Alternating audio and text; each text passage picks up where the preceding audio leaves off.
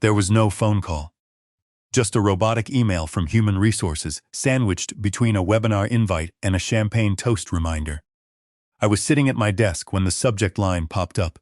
Compensations Adjustment Notification. I opened it. There was no detailed explanation, no apology, just a neat, formatted corporate chart demonstrating how my base pay was being shaved by a 15% to align with revised departmental priorities. I blinked at the glowing screen. I closed the email and reopened it, as if the digital ink might magically rearrange itself into a mistake. It didn't. By lunchtime, the 12th floor of Argon Tech looked like a VIP lounge. There were delicate champagne flutes scattered across every available surface, metallic confetti sticking to the carpets, and a professionally printed banner stretched triumphantly across the main lobby. Argon Tech, market leader record year grant. Our slick CEO was standing on a makeshift stage holding court. I stood near the back of the room, half listening and half fuming. You all made this monumental achievement possible.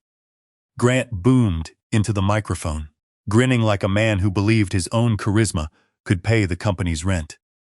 12 years ago, we started this firm with nothing. Now, look around us. Total market dominance, strategic enterprise wins, a back-end product pipeline unmatched in this entire industry. I felt a slow burn rise from my chest. I was the one who built that damn pipeline. My name is James Carter. I am 57 years old. Before I entered the private sector, I spent 25 years as a combat engineer and systems architect for the Department of Defense. I built encrypted communications networks in forward operating bases, where a single dropped packet didn't result in a lost client. It resulted in a lost unit.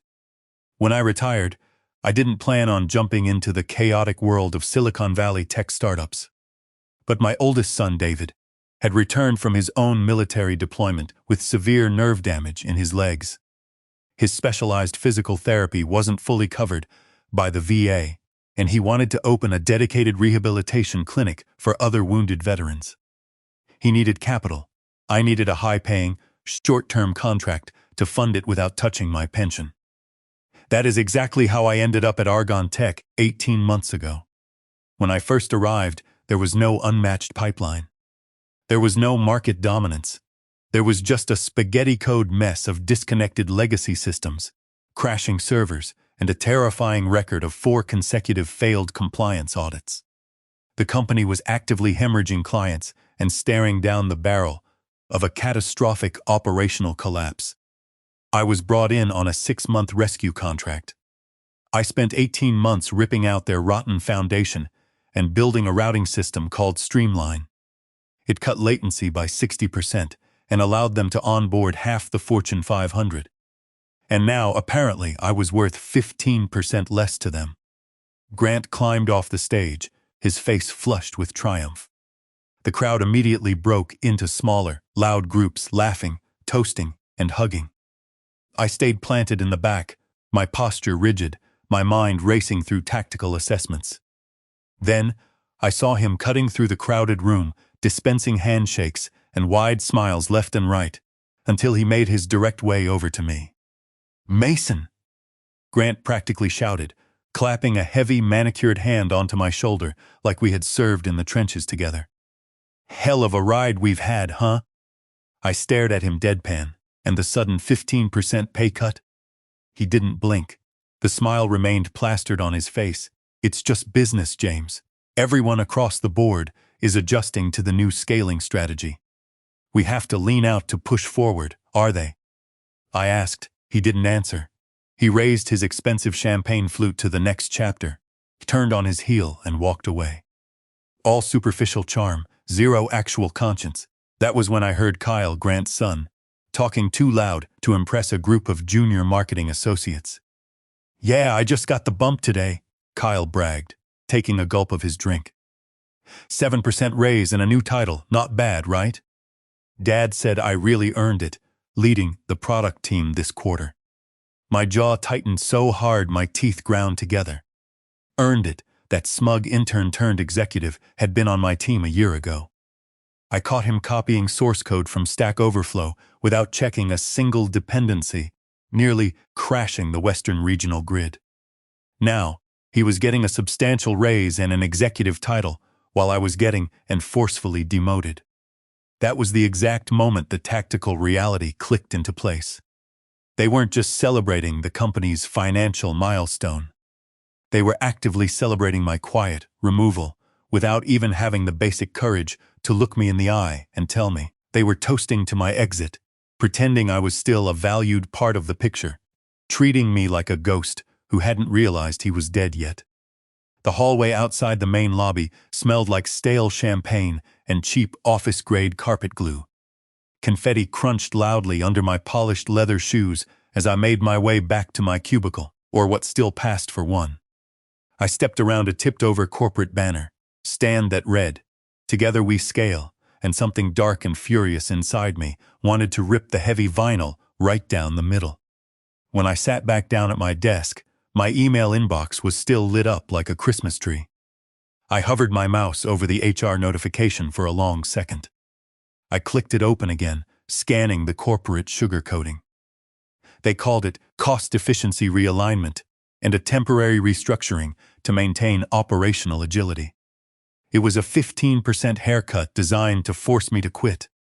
Out through the glass wall, I spotted Emma, a junior engineer I had recruited and trained, standing with two senior vice presidents and laughing. Now, she was sipping Prosecco with the same executives who used to forward me their midnight panic emails. They thought I was an outdated contractor, fading out. They hadn't realized I was pulling back to establish a clear line of fire. The next morning, I arrived early and pulled up the master quarterly presentation deck from the celebration. He had boldly titled it, Argon Tech Ascends, Q4 Market Dominance. Of course he had. I clicked the download button, opened the file, and began a review of the document. Page 5 detailed the backend evolution. Page 6 outlined the multi-client scaling strategy. Page 7 displayed the wildly optimistic, projected operational growth charts. I scrolled faster, my eyes tracking across every single bullet point, every graph, every footnote. Nowhere did my name appear. The architectural diagrams, the scaling frameworks, even the core throughput code model, I had written from scratch every piece of it, was credited to the product strategy team. The product strategy team, a team led by Grant's incompetent son, Kyle, a team that hadn't written a single line of the core logic. I closed the file. I wasn't in shock.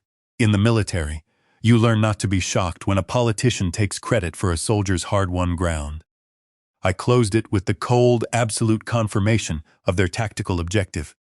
They weren't just trying to push me out to save a few dollars on the margins. They were actively, methodically erasing me from the company's history. No noise, no messy HR confrontations, no headlines. Just a quiet, corporate whiteout of everything I had built. Like a landlord painting over a structural crack in a load-bearing wall and pretending the building was safe. There was no subject line. There was just one brief sentence of text in the body of the email. Strategic role transition discussion. 8:45 a.m. HR conference room C2. I stood in front of the bathroom mirror that morning, staring at my reflection for a long, heavy minute. I put on the exact same tailored navy blazer I had worn just 2 weeks earlier, the day I stood in front of the executive board, presented our Q2 margins, and proved we had achieved a staggering 36% growth from a quarter they were terrified would flatline. The slide had my name clearly printed in the footer back then. I vividly remembered how Grant had walked across the room and shaken my hand in front of the entire board. James delivered the impossible, Grant had announced proudly. Now 2 weeks later, I was heading into a nameless meeting with 2 HR representatives I barely recognized to be led to the slaughter. I sat in my truck in the underground parking garage, mentally rehearsing the engagement. I had delivered this type of corporate double-speak before. I knew the rhythm of the dance. I knew every single step before the music even started. I walked into HR conference room C2. The 2 HR women waiting at the table smiled identically, with the practiced warmth of hospice nurses. James, the first one said, gesturing to an empty leather chair. "Thank you so much for being on time." I gave a single sharp nod and took the seat directly across from them. The room was white, windowless, and far too quiet. They both had thick manila folders open in front of them, but neither had brought a laptop. They wanted this off the digital record. "We wanted to bring you in today to talk about an exciting potential opportunity." The second rep began, her tone brightly artificial, as if I had just won a cruise in a company raffle. "You possess incredible operational strengths, James, particularly in team mentorship," the first one quickly added, reading directly from a printed sheet.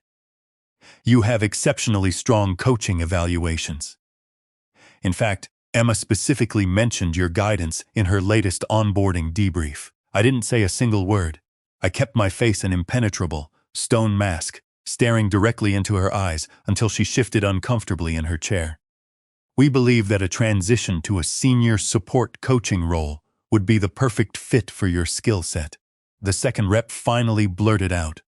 "It is not a demotion," the first one added with panic speed, as if the word itself was legally actionable. "It is a strategic repositioning. It's a move toward departmental stability, considerably less strategic risk, and far more predictable hours for someone at your stage in your career." I let the heavy silence sit in the room until I watched both of them nervously glance at each other. "Who specifically suggested this transition?" I asked, my voice dangerously low and calm. "It came from, well, it was a broader leadership consensus," the first rep answered, practically sweating. "A leadership consensus. The exact same leadership board that had openly called me the operational cornerstone of the entire company 2 weeks ago. The exact same executives who had forwarded me their 2 a.m. panic emails when their legacy systems were collapsing around them. The same people who now couldn't even summon the basic professional courage to look me in the eye and fire me to my face." I nodded once. I had heard that phrase come out of my own mouth decades ago as a young captain moving pawns across a tactical map. On my way back to my desk, I took the long hallway that routed past the main executive boardroom. I hadn't been inside that specific room in weeks. The thick glass walls were frosted, but I could still easily make out the distinct silhouette sitting at the absolute head of the long table. It was Emma. She was sitting in the high-backed leather chair I used to call mine. I paused in the hallway, watching through the frosted glass. Emma was nodding eagerly along to something Grant was saying. Kyle laughed at a joke. Emma smiled widely. She looked exactly like she belonged in that room. I stood there, long enough to witness the torch being passed without a shred of ceremony. Just a younger model with a cheaper salary taking my place. I walked back to my cubicle, grabbed my leather notebook, and left. They had someone young and cheap sitting in my seat. That afternoon, I drove straight home. I wasn't formally fired. I wasn't officially laid off. I was just repositioned into oblivion. There was just absolute, deafening silence.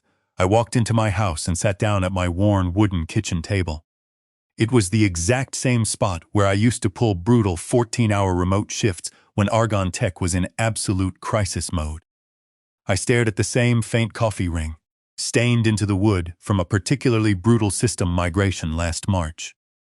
I opened my personal laptop, not the monitored, company-issued brick they could remotely wipe on a sudden whim. This was my personal encrypted machine, private, offline, secure. I opened the File Explorer and typed in a directory path I hadn't needed to access in almost 2 full years. Streamline architecture, contractual docs, legal, licensing agreement final, PDF clause 9.2. Master license expires exactly 24 months from the effective date, unless formally renewed in writing within 30 calendar days of the expiration date. Signed, August 17th, 2023. I looked down at the digital clock glowing in the bottom corner of my laptop. Today was July 27th, 2025. There were exactly 21 days left on the license. There had been no formal renewal paperwork filed. There was no legal extension drafted. There was no automatic rollover clause anywhere in the document. Nothing. I immediately opened my encrypted personal email server and searched my inbox for anything remotely related to the Streamline renewal. A single message popped up. It was from 7 weeks ago, sent directly from Grant's executive account. "James, We will need your signature on the updated vendor docs eventually. Just a formality. No rush. There was no follow-up email. He had treated the legal backbone of his $3 billion company like a late package, forgetting I was the master architect. I dug deeper, launching a comprehensive sweep. I checked my work email archive, my personal email, and exported the logs from my Slack direct messages with both Grant and the internal legal department. Nothing. Finally, I pinged the company's administrative security console. My contractor access was still fully active. My top-tier administrative credentials were valid. My full-stack system privileges remained untouched. They hadn't shut a single door or revoked a single clearance because they didn't think they had to.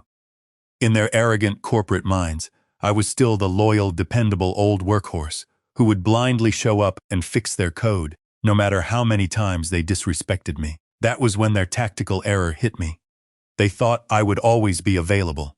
They forgot one critical detail. They didn't own the Streamline routing system. They licensed it from me.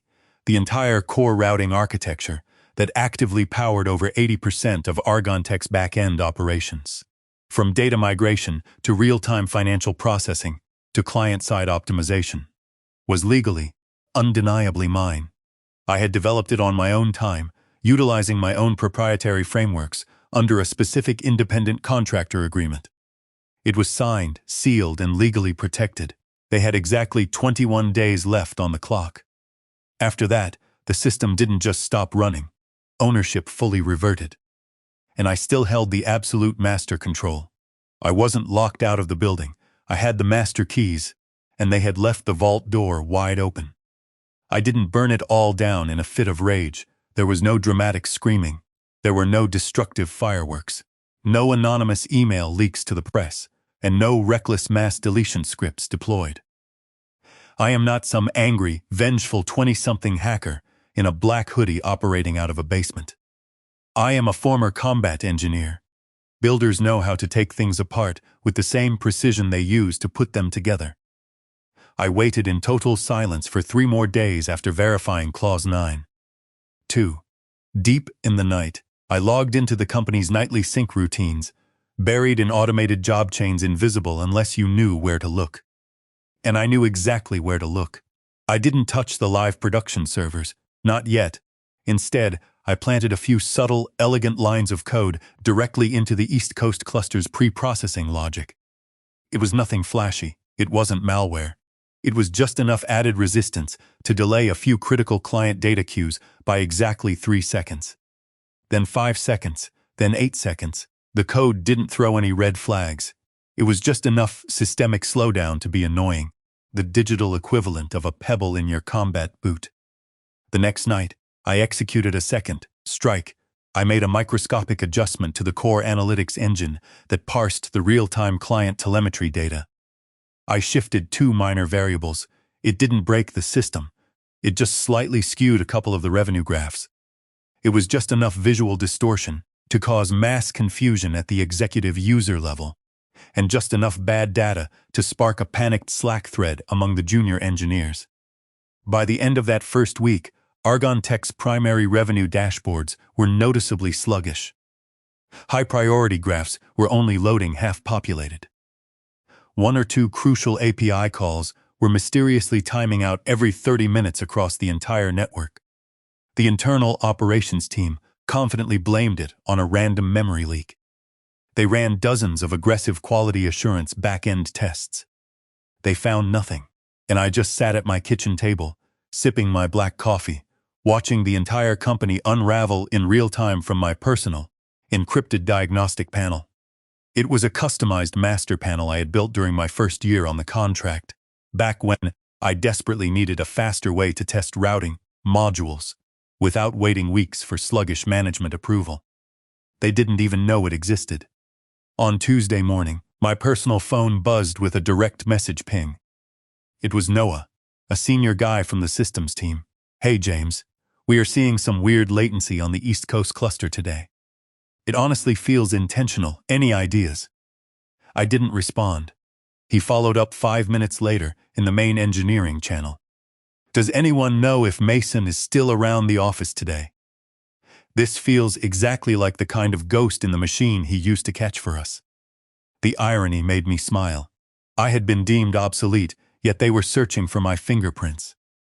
What they didn't know was that every single phantom bug they were chasing was my fingerprint. Every random delay, every partially populated search result, every misaligned executive report. It was all hand-carved, clean and. I didn't touch a single piece of essential client data. I didn't crash the main financial system, I just unbalanced it. When you build a complex machine, no one notices the tiny spring you removed until the gears start grinding. That is exactly what this was. It wasn't malicious sabotage. It was a calculated withdrawal of support. By Friday morning, warning alerts were flying. I watched as Emma escalated a critical support ticket titled, Analytics Pipeline Misalignment in Northeast Cluster. I almost laughed out loud when I saw the specific commit history she had pulled to try and debug the issue. She had no idea she was staring blindly at her own basic onboarding tutorial code, the exact same simple framework I had patiently written out for her during her first month on the job. The $3 billion system was rapidly eating itself alive, and the executives were far too arrogant and proud to admit they didn't know how to stop the bleeding. I figured they would flail blindly in the dark for at least a few weeks before the situation hit a genuine, critical breaking point. I was wrong. The total structural collapse came much faster than I had calculated. Late that night, an alert chimed on my personal laptop. Encrypted message received. I recognized the sender immediately. It was Naira Eatings, CEO of Titanosis Energy, Argon Tech's largest industry rival. The subject line of the email read, "We saw exactly what you built over there. Can we talk?" I stared at the glowing screen, my heart hammering a slow, steady rhythm against my ribs. Argon Tech was actively crumbling under the weight of their own unearned arrogance, and a new door had just kicked open. We met on the rooftop of a high-end luxury hotel. Naira Eatings always preferred the altitude. She was leaning casually against the glass railing, sipping chilled white wine. That was the terrifying thing about Naira Eatings. She was a corporate shark, but she never moved fast. She never raised her voice to assert dominance. She never rushed a multi-million-dollar pitch. She stood still and forced the entire room to orbit around her. "It was nice of you to come out, James," she said smoothly, gesturing to a second glass of wine already poured and waiting on the small table, acting exactly as if we had just grabbed lunch last week and not successfully negotiated a defense contract 4 years ago in a tense San Diego boardroom. I took the glass, but didn't drink. I sat down in the heavy chair directly across from her. "I did," she replied instantly, her dark eyes locking onto mine. "In fact, everyone in the industry did.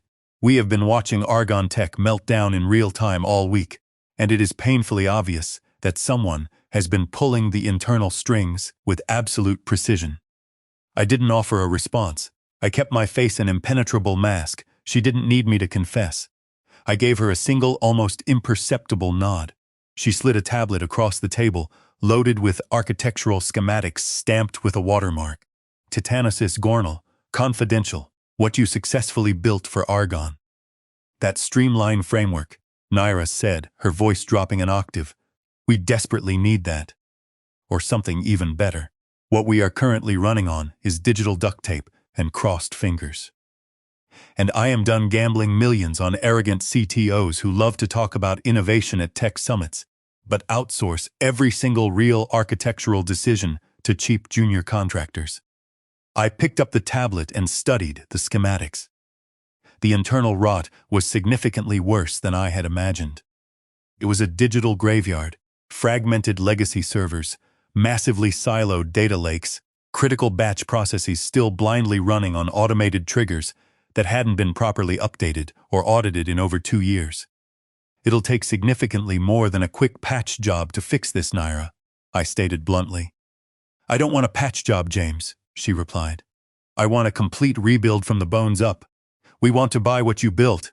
I sat back in my chair, resting the tablet on the table. Argon Tech's executive board still believes they own it. Do they? I didn't answer her. I didn't have to. She was a shark. She already smelled the blood in the water.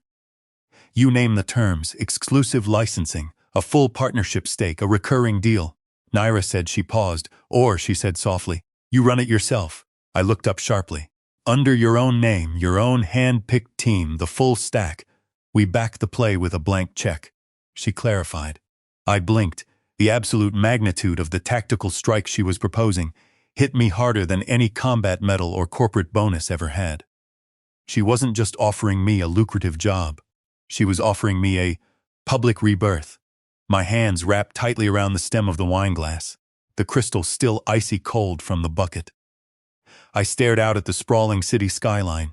The illuminated Argonne Tech Tower loomed just a few miles west of us, their glowing blue corporate logo shining into the night sky like it meant something, like it was untouchable. You're not just asking me for the streamlined architecture, are you? I asked. No, she replied, a fierce predator's smile spreading across her face. I'm asking if you are finally done building empires for weaker men. I just stared at the glowing blue logo in the distance. She stood up. You've got 3 days to decide, she said. I turned in my chair. You explicitly said I named the terms. She glanced over her shoulder. I said that about the financial system, she countered. You've got 2 days. Then the elevator doors slid shut and she was gone. I stood alone on the rooftop as the last bit of daylight slipped behind the jagged city skyline. 2 days, and the entire balance of power in the industry was about to irrevocably change. The next morning, I was parked in the Argonne Tech underground garage by 6:55 a.m. I sat alone in the dark cab of my truck for 13 minutes, watching the morning sun creep over the concrete edge of the parking structure.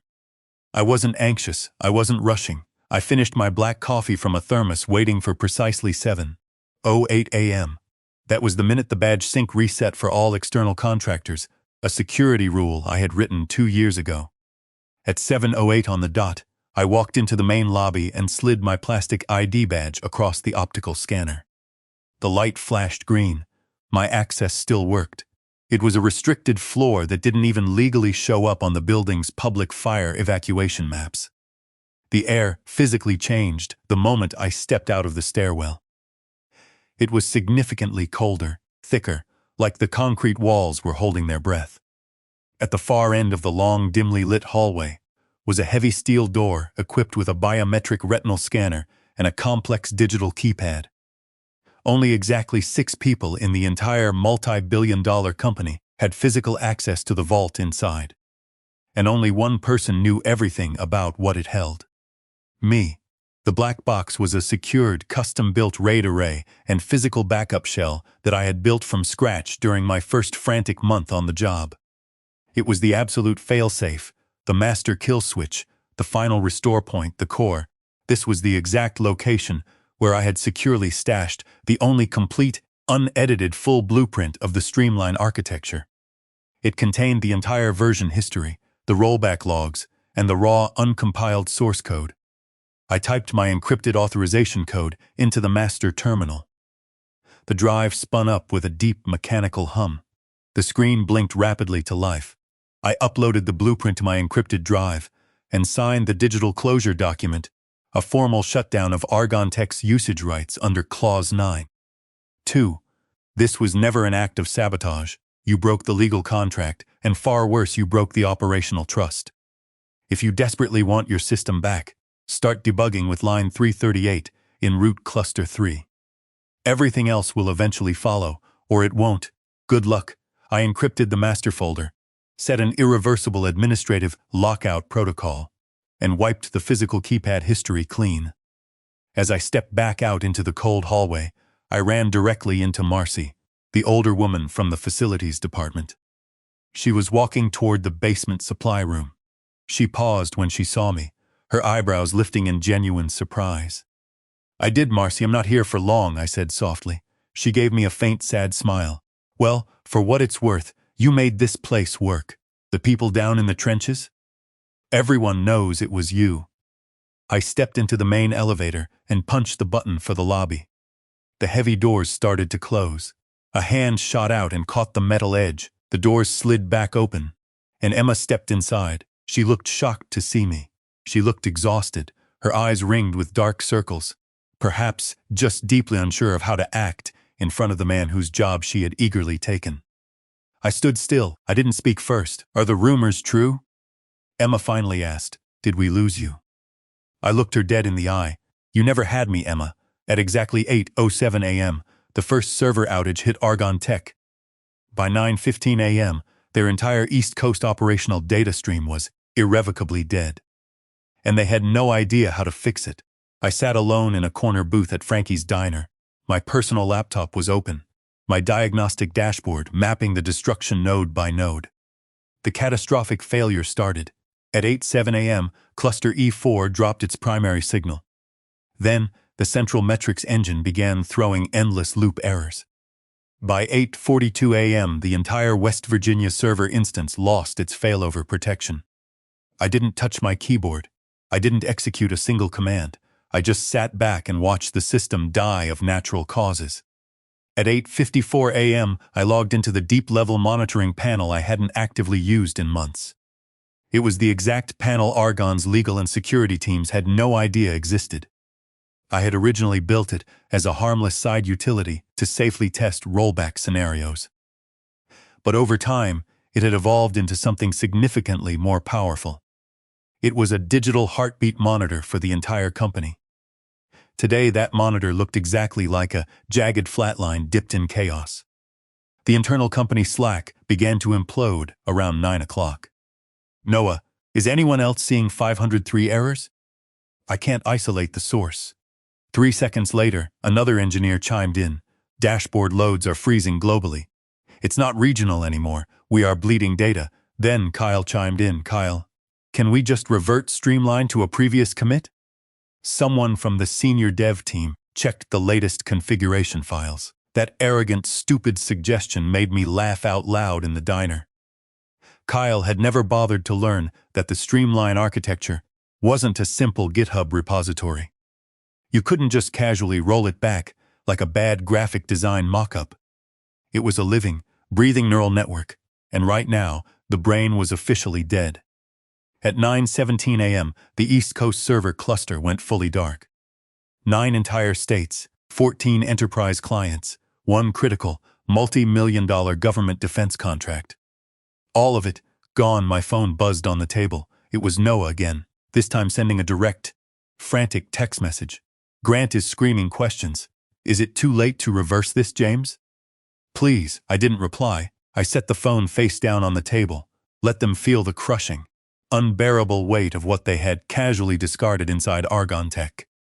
I could imagine the executive boardroom descending into absolute chaos. Grant was likely yelling, without actively raising his voice, desperately executing frantic damage control to save his stock options. Kyle was probably pacing the room like a terrified, caged intern instead of a newly promoted executive. I vividly pictured Emma staring blankly at a monitor full of terrifying red errors she fundamentally didn't know how to debug. She was probably looking over her shoulder, desperately waiting for someone to announce, "Don't worry, Mason is on it." But I wasn't on it, and I never would be again.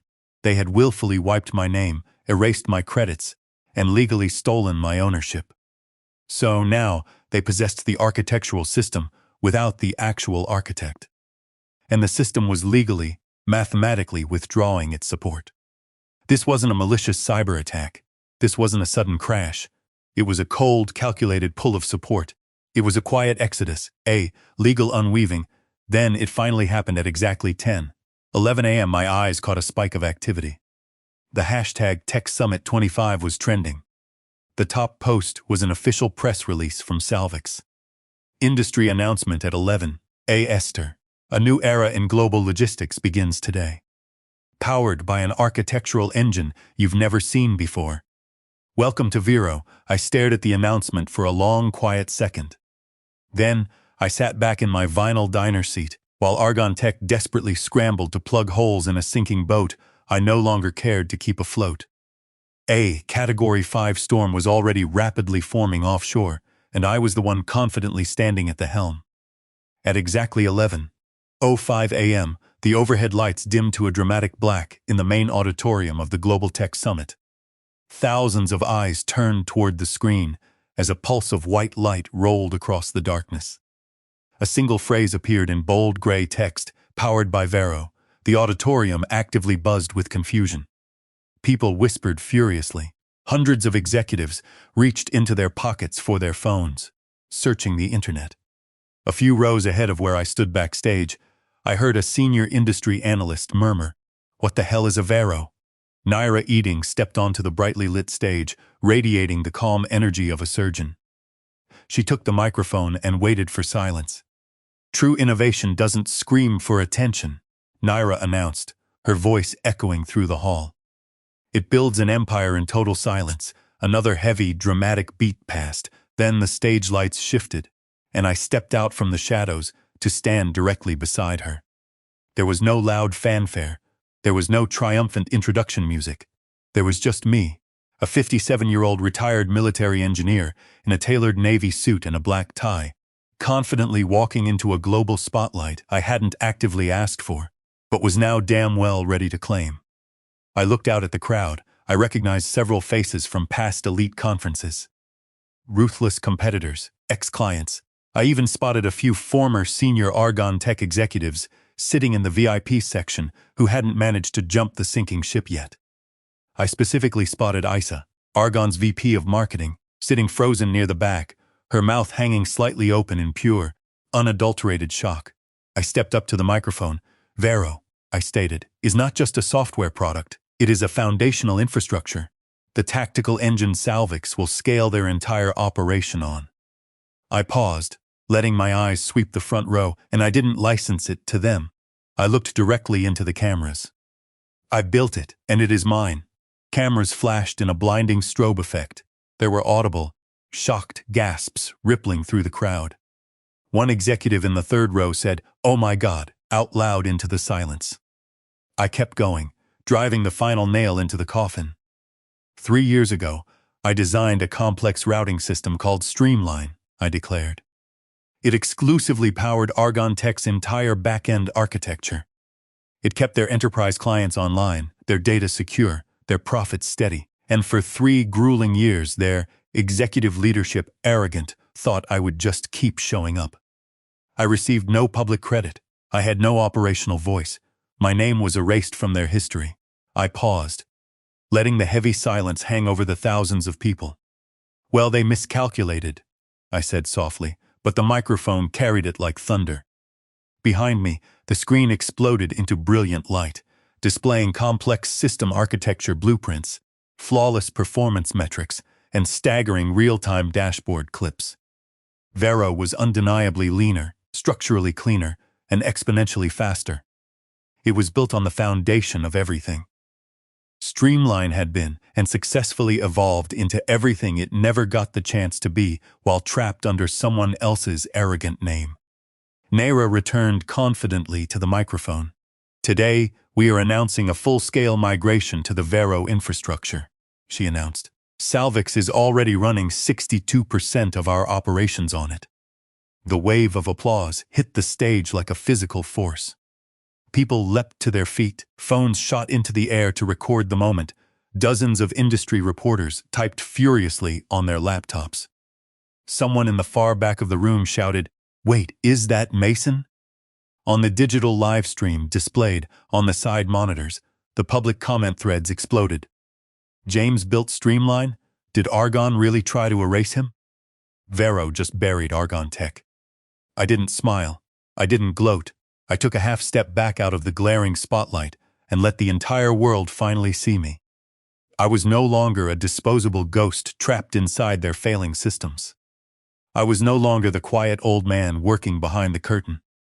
I was the master architect, and this time my name was permanently built into the frame. In the back row, Isa was still sitting frozen in her seat, her panicked eyes locked on the screen.